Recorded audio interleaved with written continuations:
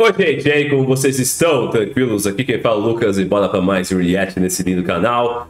Dessa vez vamos fazer um 2 em 1, canal HQ e chapéus palha, que vocês pediram bastante também. Tirei um pouco o Bruno, vamos ver se vocês vão gostar com o canal HQ e o nosso querido chapéu de palha. Pode ser que na próxima semana aí eu faço 3 em 1, mas como eu ainda tô me recuperando da minha gripe insana, vou trazer só 2 em 1, beleza? Então a gente vai conferir o Haki de Gaban rivalizou o de Joy Boy.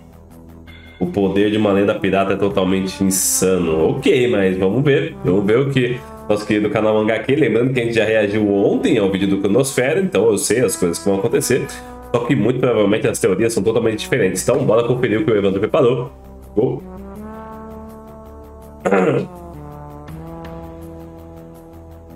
Scooper Gaban finalmente mostra o poder Tá na hora, de né? uma lenda pirata. Um poder tão fantástico e imensurável que basicamente anulou a imortalidade dos cavaleiros divinos. Mas afinal, como ele fez isso? Qual o segredo por O Haki do Amor. o ataque mais poderoso que já vimos em Elbaf? Quer as respostas? Então se liga que eu vou falar nisso agora. Nossa, tava na hora de alguém mostrar ter bolas nessa porra dessa terra em Elbaf. Porque, porra, só tem gente pra reclamar. Fala galera, Evandro Fusari que faz um vídeo pra vocês. Tô bem, né? Bom. Porra, depois de ver Scooper Gaban, uma lenda usando um poder que ninguém sabe o que é, não tem como, tá bem? Melhor capítulo de One Piece dessa semana, duvido você achar outro. Tem muita coisa legal nesse vídeo, tá bom? Mas afinal, como Scooper Gaban feriu um dos cavaleiros divinos? Como ele trespassou a imortalidade? Haki do Amor? De revestimento do rei? Eu acho que não, hein? Porque o Luffy, convenhamos, deve ter usado isso contra os Gorosen lá Egghead. E bem, o nó de Joy Boy não é revestimento do rei e conseguiu desmantelar a existência deles. Tem algo a mais e no final do vídeo você vai entender o que é. Se você é novo no canal, assiste na maciota. Se você gostar, peço pra você saber. Se você é da pior geração, camuçari no botão do like para dar uma força pra esse vídeo. E antes de eu começar, se liga no recadinho que eu tenho pra vocês aqui sobre Berserk. Galera, um alinhamento cósmico aconteceu e finalmente temos um eclipse. Berserk e Diablo. Uma colaboração que, convenhamos, sempre deveria ter acontecido. Finalmente vem à tona. The Midland, a Santuário, Berserk encontrou seu lugar no lendário jogo Diablo. Que muito louco! Para Xbox, PlayStation e PC. Caralho! Tem modo cooperativo ou local ou online. Já aproveita e me adiciona pra gente jogar, hein? A nova temporada que iniciou agora dia 29 de abril veio com tudo. Por quê? Vocês vão conseguir obter itens cosméticos exclusivos de Guts para a classe Bárbaro. Olha essa armadura, eu me arrepei. Olha a armadura Berserker, sinta o frenesi que ela emana. Não só isso, o Falcão embora, seu lixo. Griffith como um renegado e Skull Knight, sua espada da atuação, como um necromante. Ao derrotar poderosos inimigos de elite no jogo, você vai ter a chance de obter os sinistros berrelites que oferecem a possibilidade de uma audiência com demônios poderosos, capazes de realizar sacrifícios terríveis, mas claro, em troca de obter esses itens cosméticos temáticos de Berserk. Paralelamente a isso, do dia 1º ao 30 de maio, Diablo Imortal para celular também vai ter o evento Caminho do Lutador, que vai contemplar o universo de Berserk também. Agora assim, meus amigos marcados pelo eclipse, as skins e os eventos são por tempo limitado. E você não pode perder porque eles só ficam disponíveis até o dia 3 de junho. Corre, Berserk Diablo, já me adicionou de jogar junto e quem sabe conseguimos sair vivos desse eclipse. Pronto, vamos lá falar tudo sobre One Piece 1148. Então vamos lá, meus amigos, temos nossa história de capa que tem Yamato agora a caminho de Hakumai para entregar a Kawamatsu o chapéu que Otama confiou. Peijuan e Uchi estão com eles aqui, o que comprova a nossa ideia de que Yamato sim está refazendo a jornada de Oden de uma forma mais literal, mas no seu próprio jeitinho, criando, recrutando suas próprias bainhas. Um ponto legal é, acertamos que Hakumai teria Kawamatsu, afinal Hakumai contém os portos de Wano, então nada mais justo que colocar um homem peixe.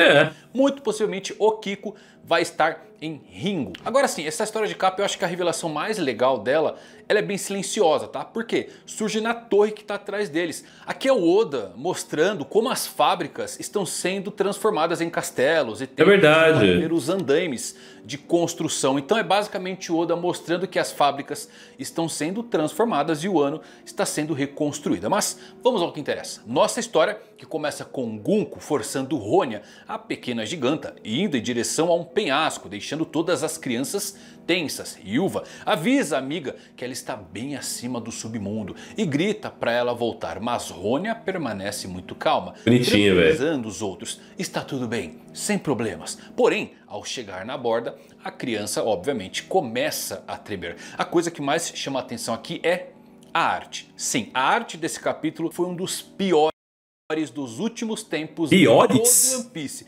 Tivemos aquele capítulo do Kuma que saiu apenas com rascunhos, lembram? Mas aquilo, convenhamos, é arte pura porque combina com toda a narrativa emotiva daquele episódio. Eu acho que inclusive deveria permanecer intocado mesmo no lançamento físico. Mas aqui você nota que foi realmente feito com muita pressa, muito desenho inacabado, coisa que o Oda não faz comumente. Nossa, eu particularmente achei super tranquilo, velho. Nossa, isso aqui pra mim é One Piece, tá ligado? Tipo assim, One Piece é que, mano, infelizmente os caras ficaram acostumados, mas One Piece em sua totalidade não é o que a gente vê, nossa, esses mega desenhos perfeitos. One Piece é esse aqui, pô. Sei lá, eu acho que a maioria dos fãs de One Piece, e se esse quadro isolado é falar, isso aqui é uma criança de One Piece. Ué, o que tem de errado aqui, mano? Bem de boa. E isso tem uma explicação. Eu já não coloco a culpa do Oda aqui, tá bom? A culpa é do live action. Sim, acabaram de soltar vídeos promocionais com o Oda junto, então certamente acabaram tirando ele do seu estúdio e por isso o capítulo saiu assim. Mas, bem, deixando esse lado sommelier de traços, o poder da Gunko continua a me impressionar. Ela faz pássaros, aumenta o tamanho das setas, controla o movimento das pessoas, tem golpe crítico garantido e sem defesa. É sem dúvidas a fruta paramécia mais surpreendente que Oda já criou por sua versatilidade. É verdade. Gunko diz aos Somers que a primeira criança já está pronta para cair e então ele diz que é perfeito. Ligue um Dendemush e certifique-se de que toda a Elbaf escute a minha voz. E então ele começa. Se em 30 segundos vocês ainda não tomarem uma decisão... Uma pergunta que agora ele falou uma coisa, eu reparei. Em toda Elbaf. E a parte lá de cima lá, tá ligado? Não tem ninguém lá? Tipo, as pessoas que estão lá não estão ouvindo o que tá acontecendo aqui embaixo ou elas simplesmente não se importam, tá ligado? Então, uma de suas crianças vai cair. Jaru ordene aos professores que incendiem a escola e a biblioteca. E vemos toda a comoção geral dos gigantes que respondem que Somers é completamente maluco. A biblioteca contém textos deixados para trás. Reclama, mas não faz porra nenhuma, né? Fica todo mundo aí parado aí sem fazer nada. Alguns argumentam que a vida das crianças é mais importante. Reclamar, é bom. Fazer alguma coisa, para quê, né? Sobre suas prioridades. Por fim, todos concordam com uma coisa: o problema não são as exigências deles, é a decisão que eles têm que tomar, se vão se submeter ou não ao que os cavaleiros estão pedindo. Mudamos então para Nico Robin, dizendo ao Chopper que ele precisa ficar escondido e não lutar contra eles por enquanto, porque eles não entendem o funcionamento dos seus poderes alertados por Jaguar de Sal. Mas Robin diz que não consegue mais se controlar e vai se transformar em um Super Saiyajin. Vai sim. E como eu venho dizendo, se a Robin não despertar Haki aqui em Elbaf, esqueçam, não vai mais acontecer infelizmente, porque é um Haki básico mais pra frente, não sei. Apesar que assim, a Robin ainda dá pra encaixar um Hakizinho de armamento básico, né? Eu vou falar um pouquinho disso mais pra frente. Bom, ouvimos a Nami dizendo que mesmo o pior não faz crianças de reféns. E eu concordo com ela, por quê? O pior faz o quê? Ele esfaqueia. E não lembrei de Rox Dizzyback. Nossa, pior.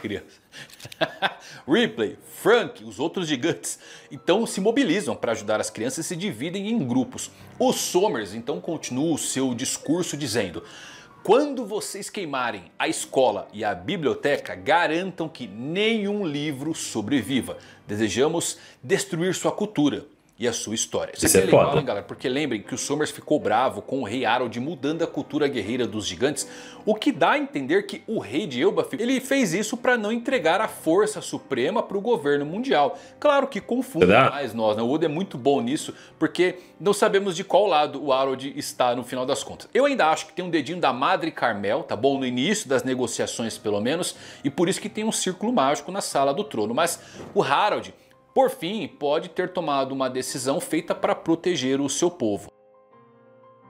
Vamos ver, vamos ver. Somers, que continuava imponente ali com seus pedidos insanos, não percebe a aproximação de Nico Robin, que ataca utilizando o Cienflur Crespedia. Uma mão rápida aparece e atinge o rosto do Cavaleiro Sagrado. O Somers cai de boca no chão, então a Robin utiliza 4 mãos para agarrar o seu pescoço e usa o Clutch, quebrando ali as costas do Cavaleiro. Quebrando o pescoço dele, né? Se ela aprender a usar hack de armamento básico, eu acho que o jogo acaba, tá? A Robin, ela tem um grande diferencial por conta da sua fruta. Ela tem força sobre-humana, porque pode usar muitos braços. Ela rolou a Big Mom em um ano sem qualquer esforço. Então assim, sempre assumimos, é até natural, né, o quão ridicularmente poderosa ela é. Porque a Hana no Mi, ao que parece, é a única fruta que ignora a haki de armamento, tá? Porque ela brota na pessoa. Faz um efeito que pode ser quebrado pelo haki. Como a doença do Doc Key lá no Lau, lembra? O Lau usou haki e quebrou a doença. Só que os membros, eles brotam no seu adversário, tá bom? Então isso deixa a Robin com um diferencial e tanto. A teoria comum é que a razão, inclusive, pela qual a Robin não luta tanto é porque ela poderia vencer de muitas maneiras com certa facilidade. Mas pro azar dela, quando ela decidiu virar Super Saiyajin, pegou logo um imortal. Somers se levanta e ajusta o seu pescoço quebrado como se fosse nada. E lembra que restam 20 segundos antes que a primeira criança caia. Robin segura Somers com o seu corpo, então pula do penhasco em direção ao submundo. Somers percebe que ela quer afastar ele do alcance da sua fruta, para que ela cesse. Essa parte é cabulosa, mano. Ataca, perfurando todo o seu rosto, o seu corpo, mas eis então que era apenas um clone criado por Robin, que parte então para desamarrar a sua equipe, e ouvimos os inúteis 10 segundos enquanto ele cai. Mas ele projeta uma vinha e se segura no galho da árvore. E galera, vamos lá. Se eu elogio bastante a fruta da Gunko, eu tenho que elogiar a fruta do Somers também, porque acho que merece até um destaque. Ele faz algumas coisas que só vimos paramécias especiais fazendo, ou seja, a fruta do Katakuri, que é a única. Sim. Porque quando a Mochi Mochi no Mi surgiu, ela foi catalogada como Logia, tá bom? Teve esse erro, mas então o Oda corrigiu e criou a classe especial de paramécias. E o Oda certamente criou essa classe para que talvez ele pudesse colocar algumas frutas do diabo especiais com qualidades de mais de uma categoria. Porque a paramécia simples, ela pode ser catalogada em 3 categorias: alteração corporal, das Bones, Luffy, Bug, Alvida, manipulação geral, fruta da gravidade, bolinhos da Otama, fruta do Fox, que desacelera, e claro, a geração da substância, Magellan com seu veneno, do Flamingo. Então percebam que qualquer coisa além disso envolve despertar, tá bom? Você acessar mais do seu poder. O Luffy não cria borracha, mas no despertar manipula o ambiente. Eis então que temos a paramécia especial, que difere muito de outras frutas produtoras de substâncias, porque permite ao usuário não apenas criar e controlar, mas também se transformar nele. Então se torna muito semelhante ao que uma Logia faz. A diferença é, a Logia é o elemento puro da natureza. Notem que o Somers, ele não apenas gera espinhos, faz uma serpente, coloca nos outros, mas ele também consegue projetar do seu corpo. Sim. Claro, pode ser apenas genialidade do uso dele próprio, projetando espinhos do seu corpo, assim como a Robin cria também os seus braços nas pessoas. Mas olha só, se ele conseguir transformar o seu corpo em videiras por total, essa fruta vai entrar na classe especial com toda certeza. Mas continuando, né? Ronia faz então a sua voz ser ouvida a todos na escola e diz uma frase pra lá. Por isso que o capítulo relevou o nome dela, né? A menininha aqui detonou. Ela diz o seguinte: eu amo a escola, tenho muitos amigos lá. Eu amo a biblioteca, eu amo também os livros, porque eles nos ensinam sobre o mundo. E a sua professora ensinou que não deve machucar outras pessoas ou fazer coisas que elas não gostam. E eu gosto da Ronia porque ela basicamente fez aqui um merchan do meu clube do livro. Livros nos ensinam muito sobre o mundo. Se você quer falar de muito One Piece, trocar uma ideia, falar mesmo, é só entrar aqui no meu Clube do Livro, reuniões toda sexta-feira às 18 horas, perfeito? Mas bem, voltando aqui, ó. Rônia continua. A escola e a biblioteca podem desaparecer para que eu possa salvar a minha vida. Mas eu acho que isso iria machucar todo mundo. Senhor Jaru, não se preocupe. Eu irei pular. O Somers em contagem regressiva vai de 3. Foi o que eu falei na análise do Guto. Eu acho que seria muito corajoso do Oda se ele matasse essa menininha. Ainda mais que depois que ele colocou o nome dela, o nome do capítulo. Imagina se ela morresse. Ia ser muito impactante, tá ligado? Os conceitos de One Piece. Só que eu também sei que é praticamente impossível porque a gente sabe como é One Piece. Mas foi o que eu falei, seria uma virada de chave assim absurda para que a gente entendesse que realmente a gente tá no final de One Piece e que os vilões agora não têm misericórdia de ninguém. 2, 1. E Jaru, em prantos, manda queimar a escola e a biblioteca. Queimem a escola. O Somers volta, segura Robin, que tentava libertar seus companheiros. E então, os buchas, meus amigos, no ápice de tudo, antes da contagem chegar a 0, vemos a mão de Somers ser cortada. Só que dessa vez ela não cresce novamente. Era Scooper Gaban, como um raio que brotou de outra dimensão. Gaban corta o peito de Somers e um de seus braços. Raios de haki explodem toda parte. E no ápice de tudo vemos Scooper Gaban super furioso e eu tô arrepiado. Uau!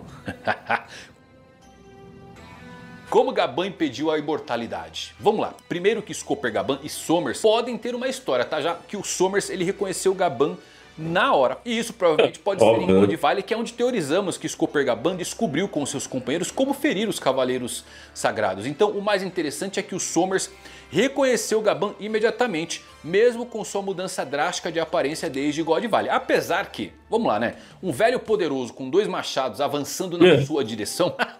Não tem muitos candidatos, mas tudo bem. Agora vamos lá. Lembram que eu falei da arte desse capítulo ser apressada? Isso refletiu em um erro aqui no final. Por quê? Na primeira cena, o Scooper Gaban cortou o braço esquerdo. Já na próxima cena, é o braço direito que foi cortado. Então é o seguinte, galera. A primeira teoria que nasceu aqui sobre o não renascer o braço é que o Gaban cortou o braço com a marca do abismo. Lembram que o Somers tinha uma tatuagem ao qual teorizamos ser a marca do abismo? Só que se levarmos em conta a última cena, ela vai por terra, tá bom? Porque a marca está no braço esquerdo e foi o braço direito que foi cortado, a não ser que o Oda corrija aí que foi realmente o braço esquerdo. Mesmo assim, olha só, pensa comigo aqui. A parte superior do corpo da Gunko foi completamente obliterada. Desintegrada. Tudo bem que não sabemos aonde fica a sua marca do abismo. Pode estar nas suas pernas, mas ela não estava nem aí para desviar. Tá bom? Convenhamos. Você esperaria que os cavaleiros soubessem dessa hipotética fraqueza da sua marca. Então se fosse apenas uma questão de localização, acho que não.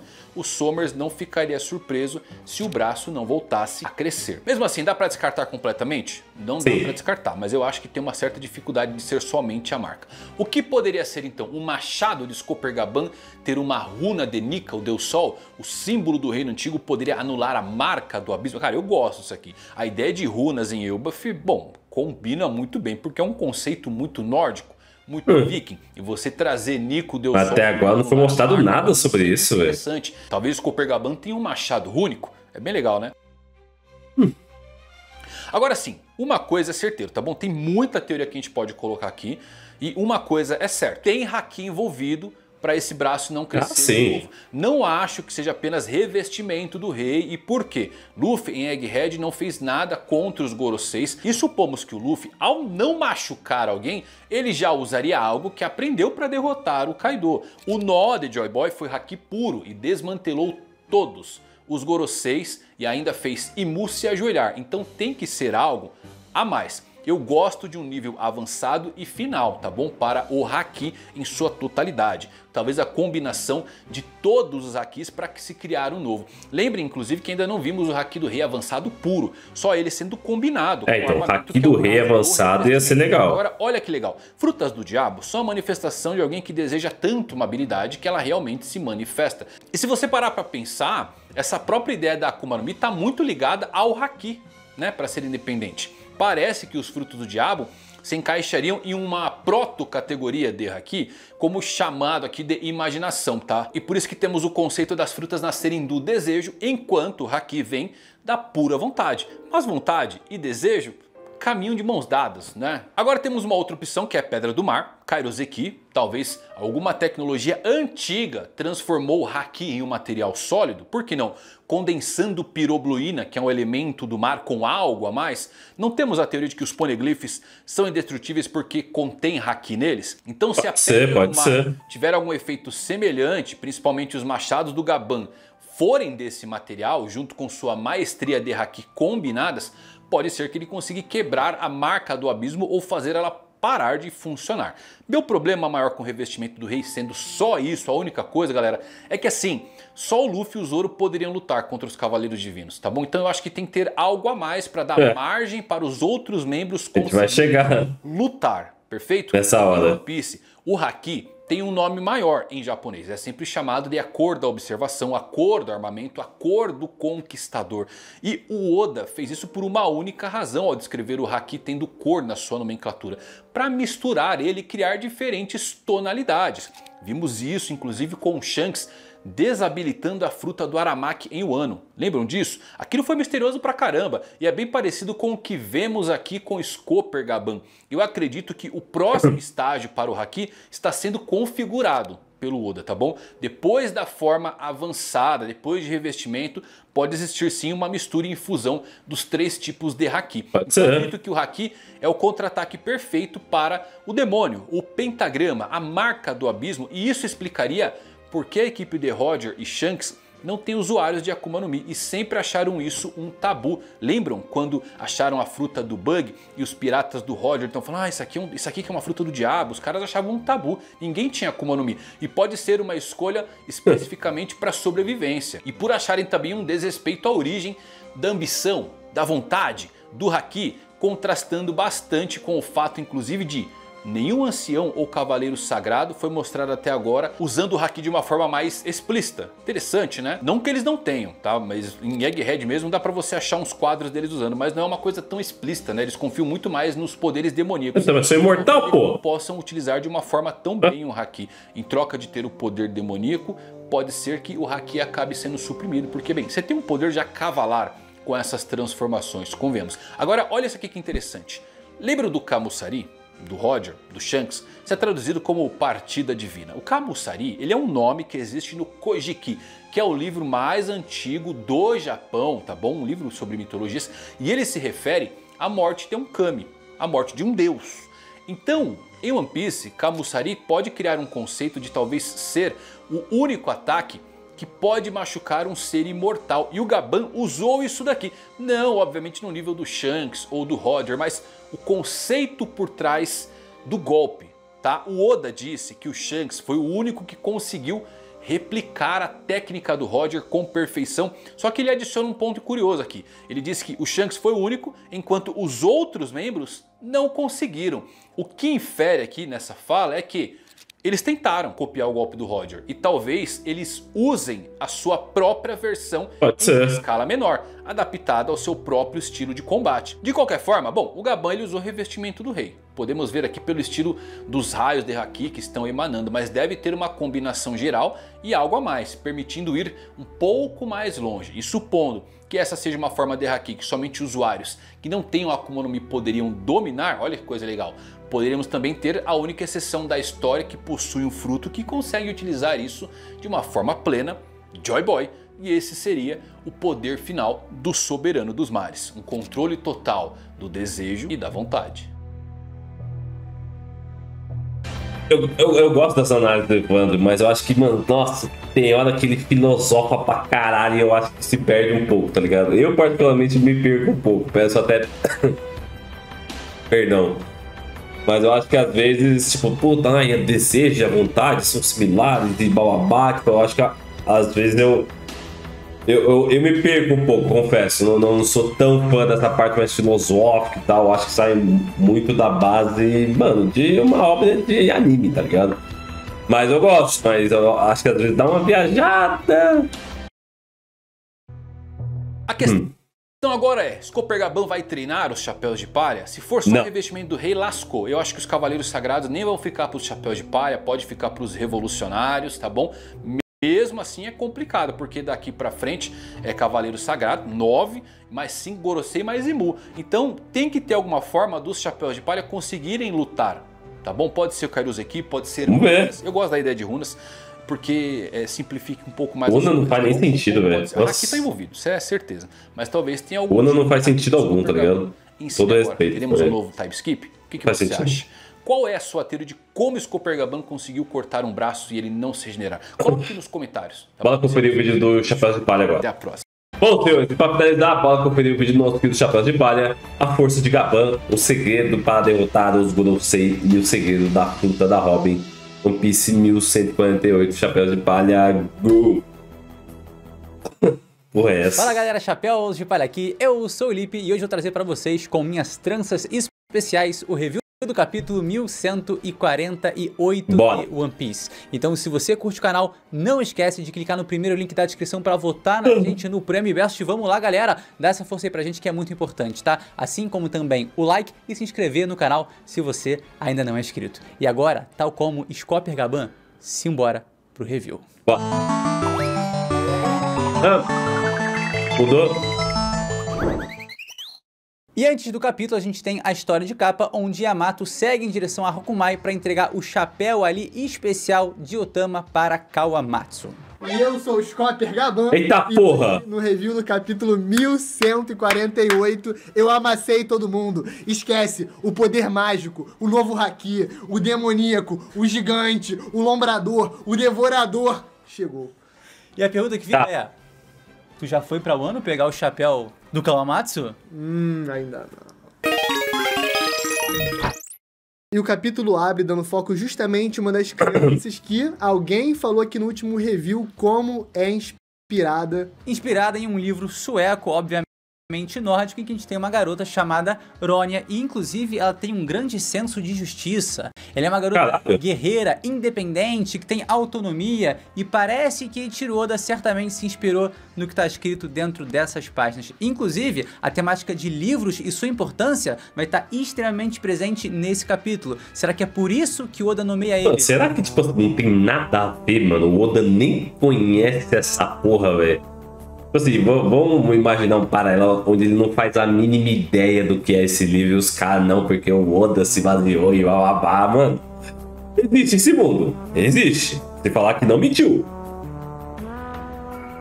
Tal como esse aqui, que a gente tem em mãos. E esse foco nas crianças não é à toa. E ele pegar uma criança importante do passado, uma referência histórica, adiciona um peso maior. Porque também está mostrando como o povo de Elbaf mudou. E que indicativo melhor do que a geração mais jovem para mostrar como gigantes guerreiros também podem amar ler, podem também amar escola, os amigos e tudo mais. Forte mensagem. Leia. Leia livros. E exatamente como é inspirado em sua contrapartida nórdica do livro, ela mostra ali toda a sua coragem, toda a sua confiança, quando mesmo ali a milhares de metros de altura, tendo que seguir uma prancha virtual feita de seta, ela ainda reconforta os seus colegas falando que tá tudo bem. Tá tudo Mas não certo. tá, né? E como a gente já teve no capítulo passado, o Somers, que inclusive agarrou muito na partida do Barcelona de Milão, mano, foi o grande jogador da partida, né? Foi o grande destaque. Ele tá simplesmente cobrando o Jaru, falando, irmão, olha só, decide isso, você tem 30 segundos. E o Jaru fica, ó, naquela assim, ó, opa, o que eu faço? Sou vilão ou não sou? Esqueci? Amnésia? Eu não sei. Lipe, eu acho que você tocou num ponto muito interessante, que é justamente a confiança que o Somers está no Yaru, e como o Yaru não parece estar respondendo com o que a gente espera. Ou ele é realmente um ator do nível do Kanjuro, ou então tem alguma coisa que o governo mundial não estava esperando e eles vão ficar de otários. Ele ficou gagá. ele ficou gagá, ele ficou com amnésia e eu tenho quase certeza que piorou quando o Sop deu um tapão na espada, gente. Lobotomia não é brincadeira. Cara, eu não sei quem fez isso com o meu chapéu agora, mas do nada ele flechou pra minha cara, né? Que eu não tô entendendo. Enfim. E aí entra o grande contraste do capítulo, né? A vida de crianças inocentes ou livros, arquivos do passado, documentos que nunca mais serão recuperados se forem queimados nesse local. Um dilema muito forte para vários personagens, incluindo nossa querida arqueóloga e favorita Nico Robin. Linda! Tem toda essa ligação com crianças por ter sido uma criança completamente abandonada. Em Ohara ela já sofria um bullyingzinho ali, tá? Mas a galera da arqueologia abraçava ela. E a gente tem também os livros, né? A herança do passado, que para ela também é muito valiosa. E como eu mencionei, acho que há 2 capítulos atrás, ela não ia aguentar. Não tinha como sustentar essa pressão de, cara, o que tá acontecendo e eu vou ficar parada. Não faz parte dela.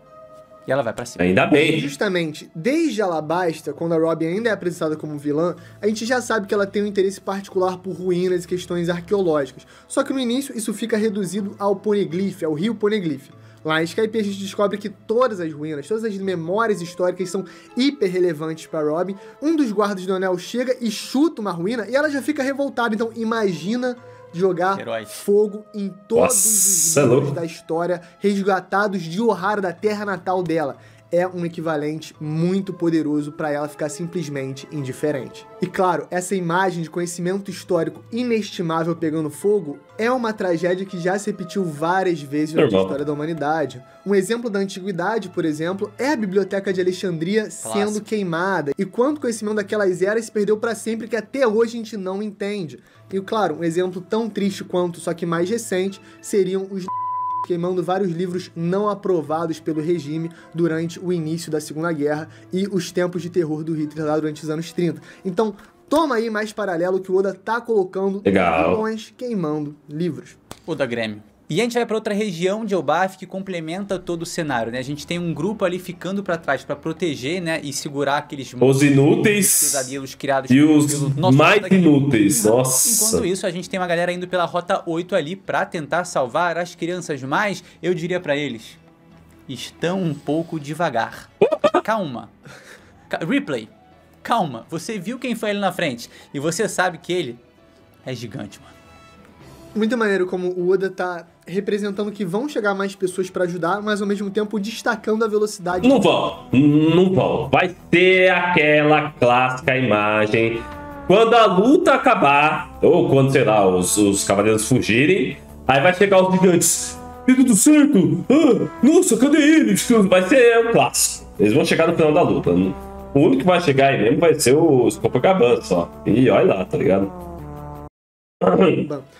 Mesmo com a idade avançada, a diferença de tempo que ele vai chegar na frente de vários gigantes poderosos de Elbaf vai realmente definir como poderosos outro patamar. Simplesmente o Rayleigh parando o Kizaru na velocidade da luz. Esses velhos de 20 anos aposentados são sinistros, né? Eles nem alongam. Eles não fazem um alongamento. É o poder do amor. Graças a Deus. E aí, seguindo o que o Derek estava falando sobre a destruição dos livros, né, a gente tem esse belíssimo discurso do Somers falando sobre nós queremos que todos os livros aqui sejam destruídos porque a gente quer acabar com a sua cultura e com a sua história. Essa é a gota d'água para a ação da Robin. Grassupedia. Wikipedia. Cross Giruda. Esse é o trocadilho. Enciclopédia, Craspédia. Sacado, moleque. Porra. Sacado. Big Brain, aqui ó, o chapéu pro tamanho do meu cérebro. Aqui é só cérebro aqui embaixo. Chapadinho, de um lado e de outro. Lisinho. Levantar vai ser o cara do Jujutsu. Vai ser o bicho do Jujutsu se eu levantar aqui. Tá maluco, rugoso. Rugosaço. Eu vou entrar aqui no termo visual, enquanto o Derek vai entrar no termo técnico. O visual é o seguinte, cara, essa Crespédia, ela é simplesmente uma planta que tem um cabo bem fininho e lá na frente ela engrossa. Lá 1000 vezes. Então é basicamente como se fosse um grandíssimo porradão na cara do Somers, que é como a gente vê ali os braços dela se formando e acertando um belo de um golpe. Já quando a gente fala do termo, né, do nome, É uma escolha interessante, porque Craspedia, eu acho que Cras em japonês pode remeter a classe, né? Como se fosse uma classe de educação. Curas. E pédia, obviamente, é um sufixo ali que remete à enciclopédia, a conhecimento, a livros, a conhecimento histórico. E as enciclopédias são, exato, e são justamente o que guarda a memória da história. Então o que a Robin tá fazendo ali? Uma representação de um socão que também protege a história e o conhecimento. Pum! Que prazer ver esse balaço. Nossa, finalmente! Pelo amor de Deus, mas não vai durar muito. Não vai durar... Não vamos curtir enquanto dura. Vamos curtir enquanto dura. Não vou quebrar essa aí, não. Será eterno enquanto durar. Muito bom ver isso acontecer. E a sequência, inclusive, é excelente, tá? Ver a Robin na ação, caindo na porrada, sentando o pau nesse babaca, foi extremamente satisfatório. Monstra! Não foi, mano. E momento Naruto clássico, né? Porque eu acho que a Robin usa os poderes dela com muita inteligência contra um personagem que em nível absoluto é nitidamente mais forte. A gente vai comentar isso já já. Vem. Estratégia, olha só. O Chapéu de Palha começa a comemorar, o Sommers toma o dano e aí logo em sequência ele já nota quem é Nico Robin. Ela tá em risco porque ele é um cavaleiro sagrado, ele já comentou sobre o Ohara e ele tá sabendo as paradas. Só que sabendo disso, ela já ativa o seu ataque 4 manos. Clutch e simplesmente neutralizar qualquer reação de um oponente muito mais forte. Teria sido extremamente eficiente se ele não tivesse essa suposta infinita regeneração que vai se provar finita, limitada de alguma forma, como a gente vai falar mais à frente. Agora, cara, esse ataque da Robin sempre me dá uma togachada. Vejo o cinto, cara. É cabuloso mesmo. Nossa, que porrada. Exato. Que porrada. Exato. Só que é engraçado, né? Como você muito bem comentou, esse poder de regeneração a essa altura do Novo Mundo lembra muito o Logia no início de One Piece. Poder que os personagens de tripulação ainda não sabem lidar, não tem como lidar, e é que é extremamente assustador porque você não tem o que fazer. Você fica com as mãos atadas. É muito roubado. E quem vai ensinar pra ele a solução? Quem será que vai mostrar pra gente? E talvez a gente tenha tido nesse capítulo um pouco da explicação da origem dessa regeneração infinita. Você percebeu que nosso querido Usopp profere palavras. Ele é um zumbi. Uma suposição, uma hipótese ou uma suposta mentira que vai se tornar realidade? Será que no processo para conseguir a imortalidade, o seu usuário tem que literalmente morrer para poder acontecer? E através dos poderes de Muzama ressurgir?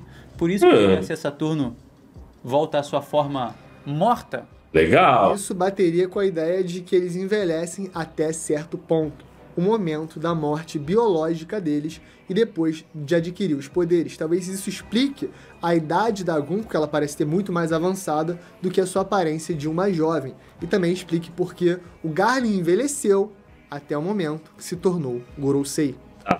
É até engraçado. Legal. Quando a gente vai pra God Valley, algo que a gente vai mencionar também aqui no review, a gente tem um cara, um cavaleiro sagrado, que parece um capiroto, pô. Parece ali o... Caralho! Então, né, parece que a ligação com a parece morte um cão mesmo. algo relacionado. E quem sabe, realmente, não foram pessoas que, pra chegar nesse processo de suposta imortalidade, tiveram que morrer pra renascer com esses poderes claramente obtidos através de Muzama. A gente viu no último capítulo como em Elbaf existem esses Dendemushs especiais, é exatamente essa maneira que o Sommers está fazendo para se comunicar com todo o país. Durante esse combate com a Robin, ele não para de desdenhar ela, mandando as ordens e continuando se comunicando como se nada tivesse acontecido, como se ele tivesse acabado de quebrar a própria coluna. Buru. Ele continua com a sua resenha através do Dendemushi, falando para as pessoas que chegaram, 20 segundos, que falta pouco, vai acabar, a garotinha vai ser jogada lá do precipício, só que a Robin continua a sua investida. Ela vai para cima do Sommers, pega ele, simplesmente o abraça e pula. E joga no abismo. E aqui a gente vai ter notavelmente uma evolução da fruta da Robin que eleva ela, meu querido, a outro patamar. Talvez você não tenha percebido, mas essa evolução vai diferenciar muito os próximos combates dela. Mano, essa evolução do que, velho? Ela fez um clone, mano. Ela fez um clone, velho. É isso. A gente sabe que a essa altura a Robin ainda não dominou o Haki do armamento, a gente não sabe se ela tem confirmado o Haki da observação, e a gente tá lutando contra um personagem que na tier list nível de poder tá lá no Tá, topo. tá. Então, de que maneira ela conseguiria ser efetiva nesse combate? Qual Tá é o certo. objetivo? Ela sabe que ela não tem poder de fogo pra derrotar o cara, mas ela sabe que ela ainda pode salvar as crianças, e salvando as crianças, ela também salvaria a biblioteca e todo o conhecimento histórico. Afasta ele dali. Leva ele pra longe. É isso que ela tá fazendo, se jogar com ele do precipício e aí ele explode em espinhos e a gente tem simplesmente de toda essa explosão de espinhos uma rosa florescendo, pétalas surgindo e esse era um clone de Nico Robin. E vocês perceberam a evolução considerável que a gente tem na fruta dela nesse momento? Ela simplesmente não está tomando dano através de uma reprodução de seus membros. Ah, tá. Isso aí é legal. Isso é legal. Verdade. Até por... Tem que ser uma evolução mesmo, porque senão é um puta tudo de roteiro, né? Porque se ela tomasse esse dano, ela morreria. E de todas, pelo menos de todas as outras vezes que ela tomou dano nas outras partes que ela tinha criado, ela tinha tomado dano no corpo original. Dessa vez não tomou. Então que seja realmente uma evolução. E isso é muito diferente, porque a grande fraqueza da Robin era fazer, né, enfim, múltiplos braços, pernas e tudo, e neles também sofrer dano no seu corpo principal. Mas o Somers acabou completamente com o clone dela inteiro e ela não sentiu nenhum dano! E de novo, o Oda continua construindo o desenvolvimento dos personagens durante o combate. Então, mesmo caindo, o Somers está fazendo umas piadas, sendo mulherengo, trazendo esse lado assim, meio nojentão dele, bem à flor da pele. E aí quando a gente... A flor da pele! E aí quando a gente pensa em um personagem que também tem esses aspectos, mas não dessa maneira tóxica, a gente lembra dele. O ministro do amor, Scopper Gaban, porra.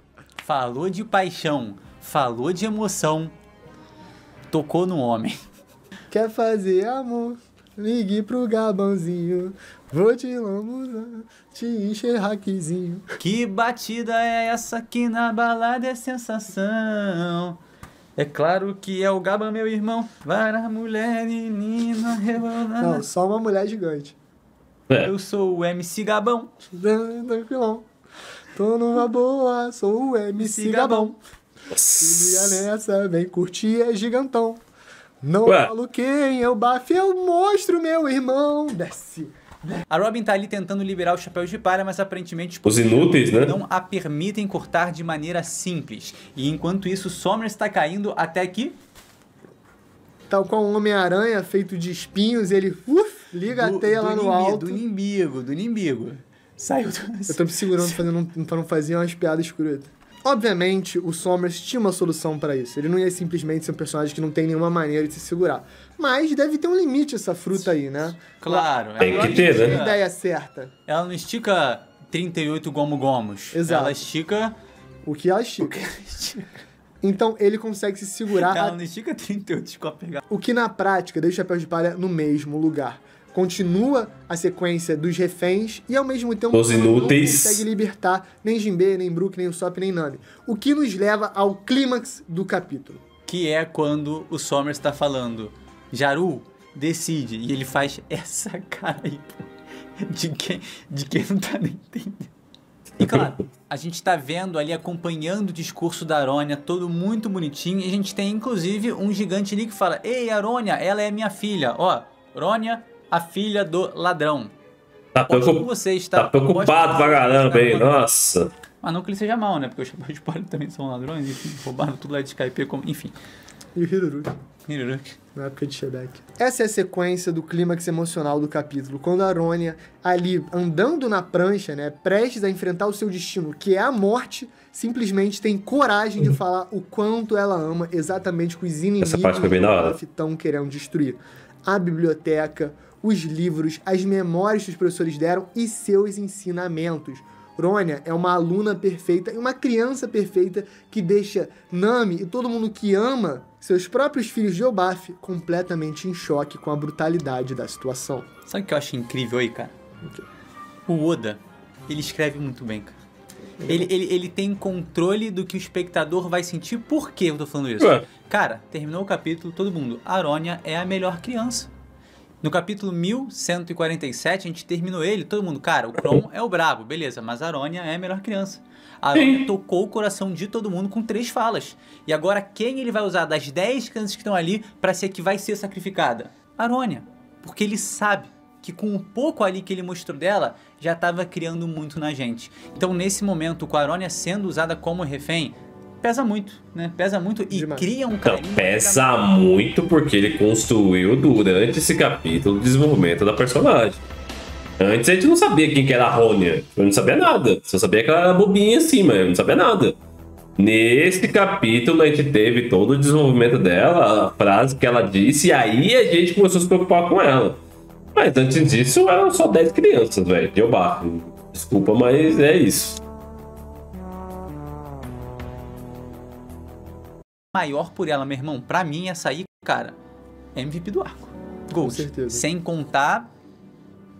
E de novo, para não deixar passar batido, reforçando como essa mudança das gerações de Elbaf aconteceu. A nova geração ama estudar, ama livros, e isso não é uma coisa ruim. Por mais que anciões como Yaru e até pessoas como Loki queiram claramente impor o caminho do guerreiro. Quer dizer, eu não sei se o Loki quer impor o caminho do guerreiro, mas tipo assim...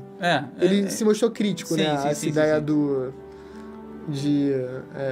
de Gago! Agora deixando claro que não foi ruim o Harold ter feito esse caminho dos livros e do conhecimento, porque gerou crianças maravilhosas, então isso se justifica por si só. Agora, os problemas de treinando para o Elbaf hoje são reais, e o motivo disso, certamente, vão ser os Cavaleiros Sagrados e o trato que eles fizeram com os gigantes.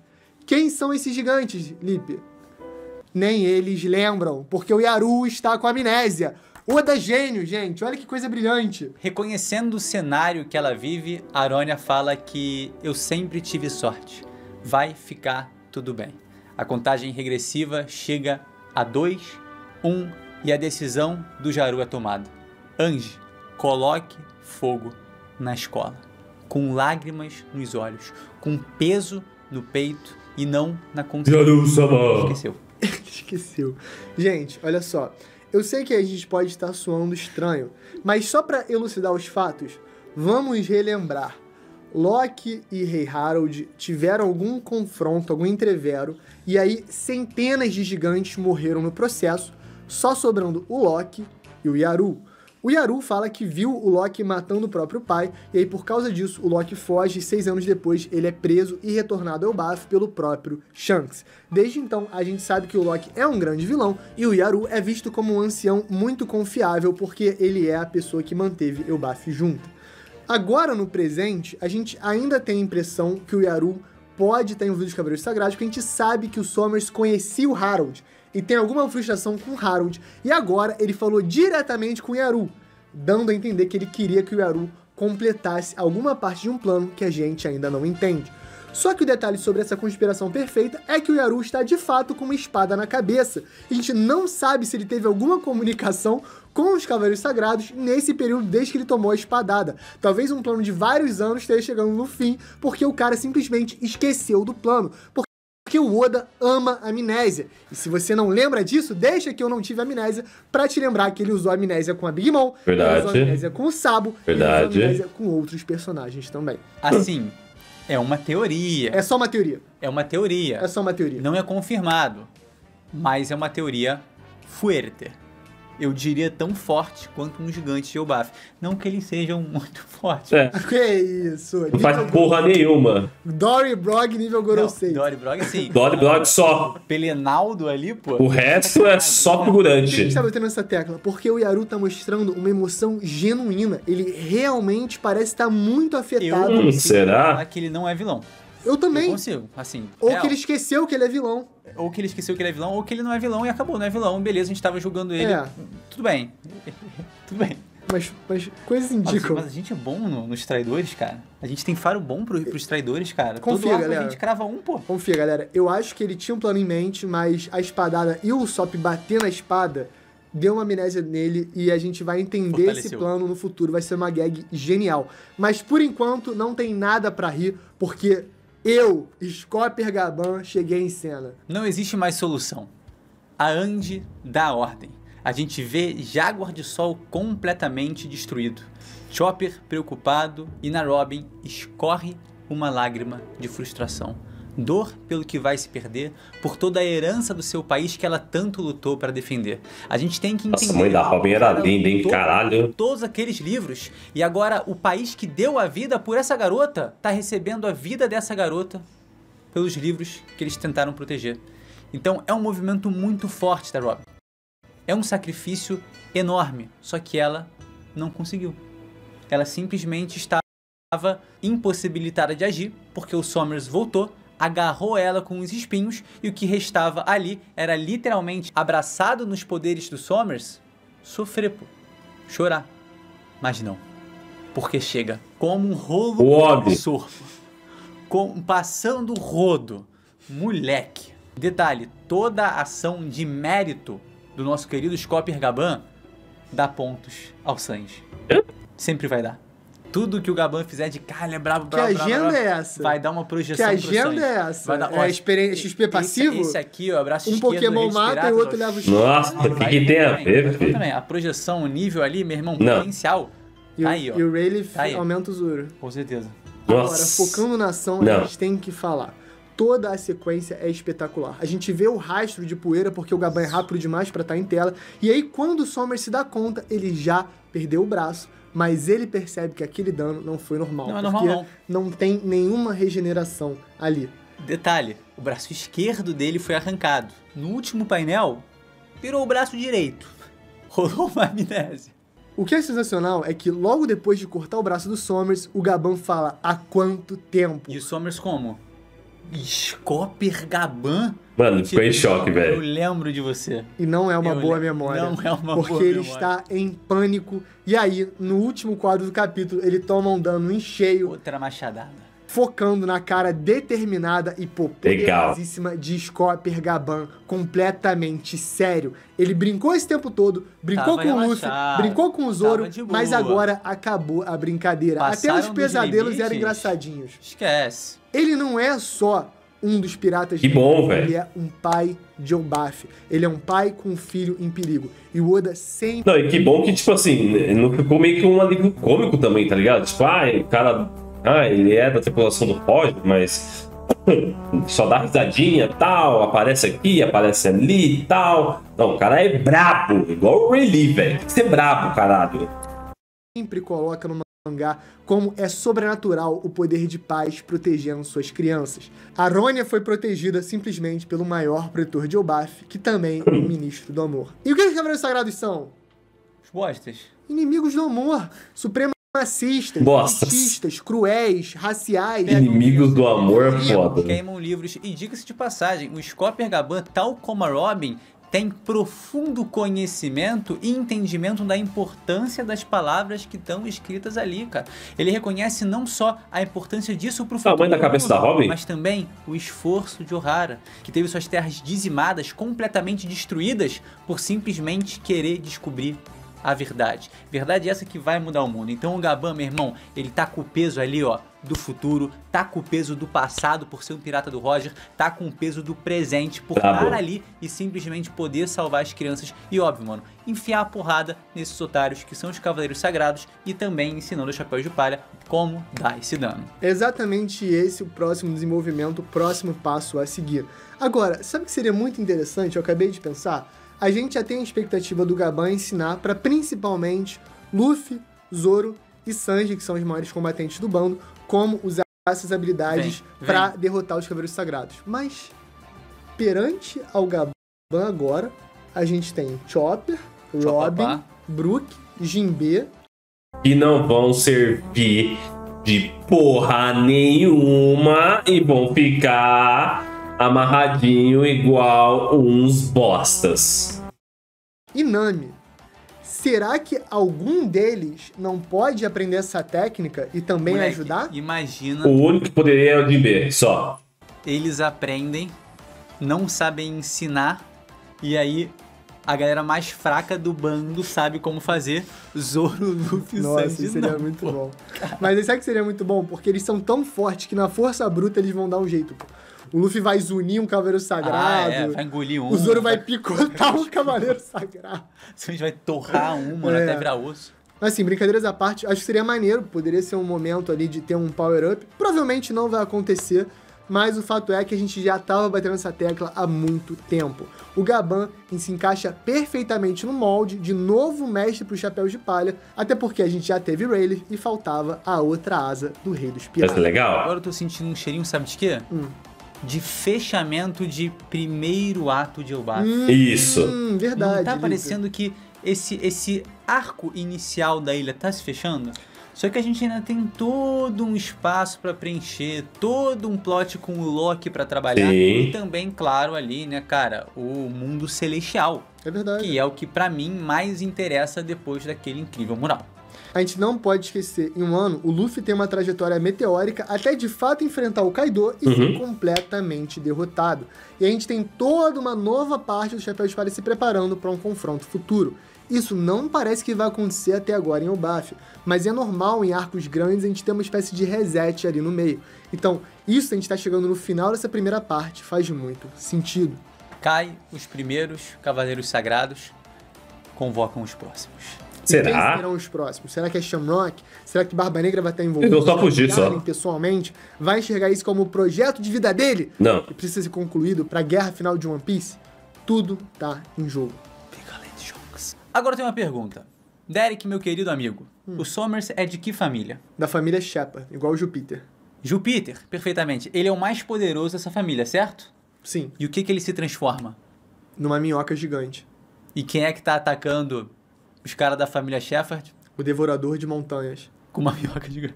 E só um detalhe importante em relação ao corte do Gaban no Somers. Cara, ele arrancou o braço, aparentemente, né, o braço esquerdo do Cavaleiro Sagrado, depois virou direito, mas a gente estima que seja de fato o esquerdo. É. E se ele arrancou o esquerdo, isso quer dizer que o braço esquerdo do Rei dos Piratas arrancou o braço. Nossa, não significa nada. E, gente, essa é a parte que a gente estava querendo comentar desde o início.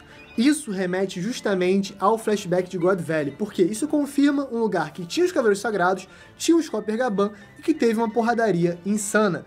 E a gente até agora se perguntava, cara, como de um lado tinha Rox de Shebeck, Figarland Garland, os Cavaleiros Sagrados e eles ainda foram derrotados? E a resposta tá aí. O próprio Scopper Gaban sabia já o segredo para derrotar os Cavaleiros Sagrados. Ele pode tanto ter descoberto na hora, tanto sempre saber. O Roger tinha uma tripulação muito roubada e o Garp era muito roubado. Então, colocando todos os personagens envolvidos, ainda botando o Rayleigh e outros personagens ali, Total. fica uma parada muito OP.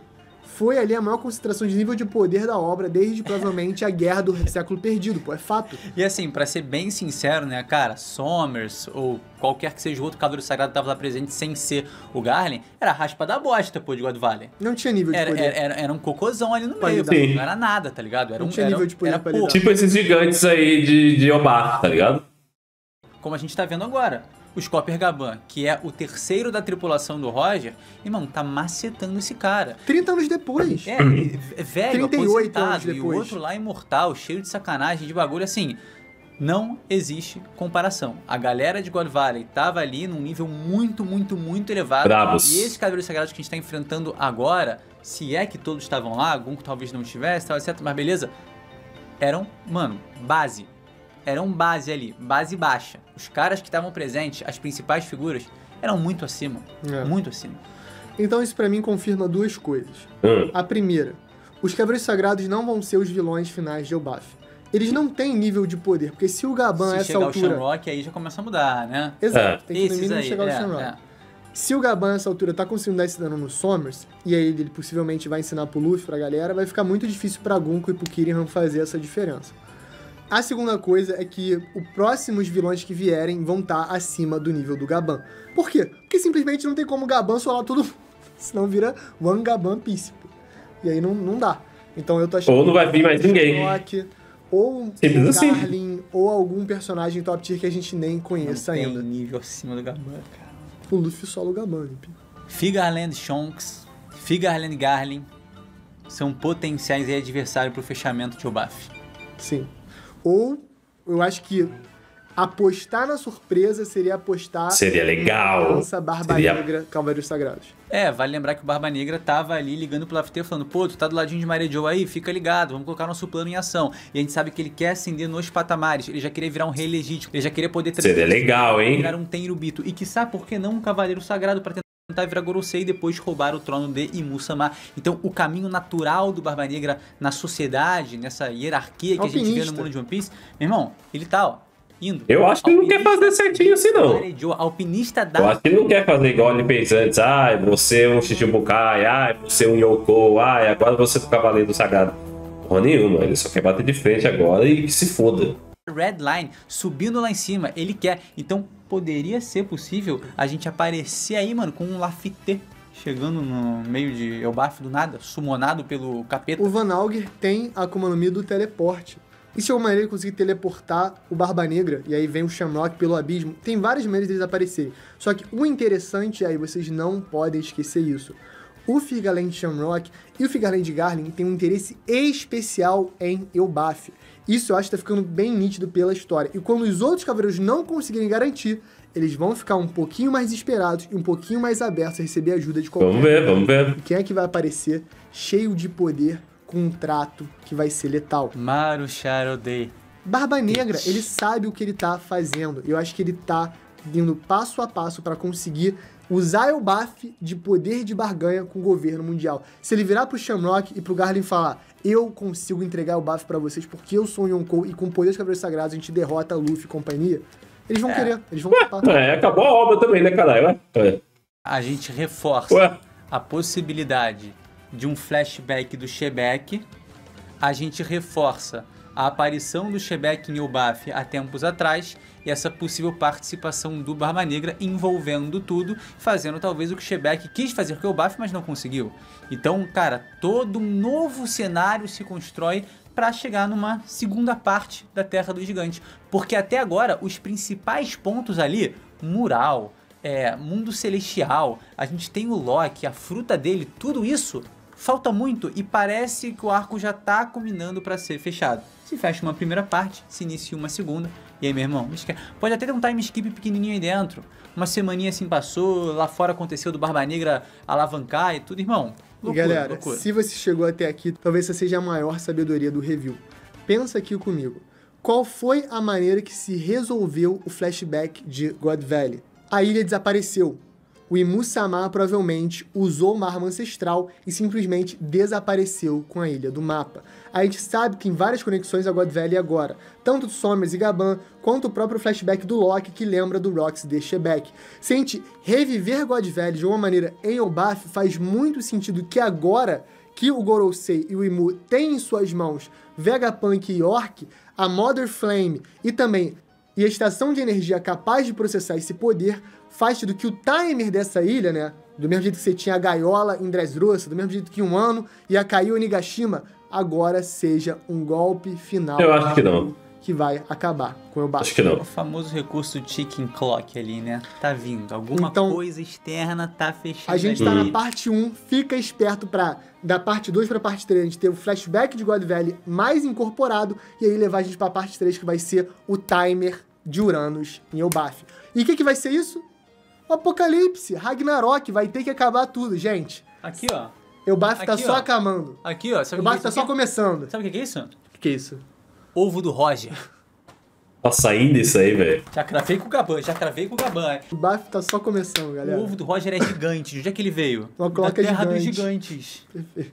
Meus queridos, esse foi o review do capítulo 1148 de One Piece.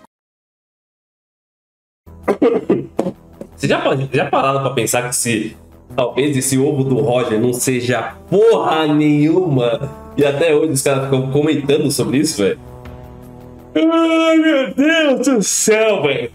Cara, tem algumas coisas que eu concordo, algumas que não, mas assim, eu acho que realmente a gente pode estar chegando ao final aí de um primeiro arco, vamos dizer assim, e dar início ao segundo. Só que eu acho que provavelmente eles vão fugir. Eu acho que... eu não sei se eles... porque o que eu acho que pode acontecer é o quê? Esses 3 cavaleiros fugirem, e aí eles fugirem com receios de serem mortos, porque o Scooper Gaban demonstrou habilidades que poderiam matá-los, E quando eles chegarem lá em Marijoas, Imu matar eles. Falar assim, vocês são uns lixos, uns covardes de bosta, e aí ele matar. Porque eu não sei se a gente vai ter um desenvolvimento de personagens já matando outros personagens, principalmente a população do Luffy agora, tá ligado? Provavelmente no final a gente vai ter alguns personagens que vão ser necessários ser mortos. Mas eu não sei se isso vai acontecer agora. Quanto a Elbaf ser destruído pela Uranus, eu acho extremamente difícil, velho. Uma obra que. Uma ilha que demorou muito tempo para aparecer. A importância que ela tem, até porque a gente já teve um histórico de Ohara e a gente vai ter a mesma coisa. O mesmo conceito de explodir a ilha e acabar com o conhecimento dos livros e blá blá blá, tipo, de novo.